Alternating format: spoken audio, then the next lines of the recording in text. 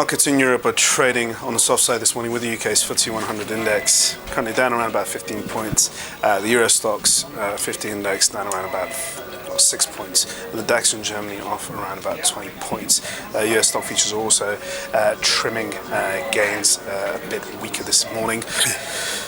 In the FX space, we got a stronger yen, and at the same time we got a somewhat weak US dollar. Going into the commodity space, gold is down around about $2. And finally, in the core government bonds area, UK gilts and German bonds are tracking lower. Good morning.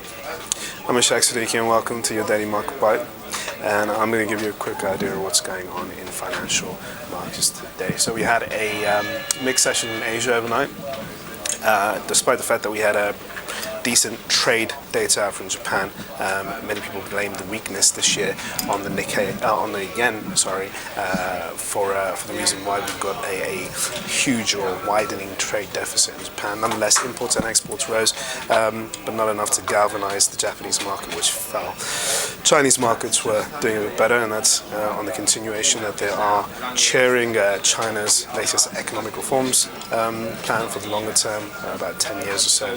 So that's still providing a bit of support when it comes to Asian markets.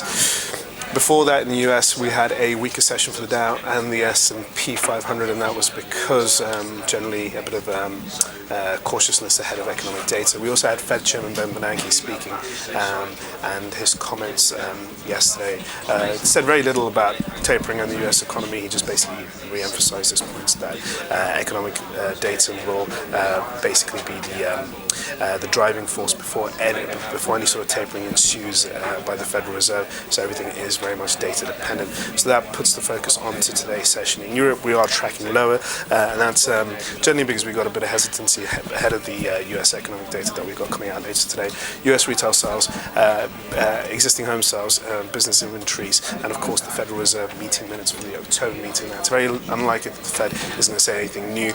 Investors are going to be looking out for any sort of signs that they may taper in December. Again, unlikely. I think most people are going to be waiting, or at least expect tapering in March 2014. Nonetheless, it's still a pretty big piece for investors to look out for, given the fact that the Federal Reserve is very well known to keep very tight-lipped when it comes to economic or monetary policy going forward. And before that, we have the Bank of England meeting minutes again. Might be a bit of a non-event. We know how the BOE, what the stance of the BOE is at the moment. They kept rates on hold and QE on hold, and the UK economy is showing a pretty strong performance, so it's very unlikely that they're going to say anything new.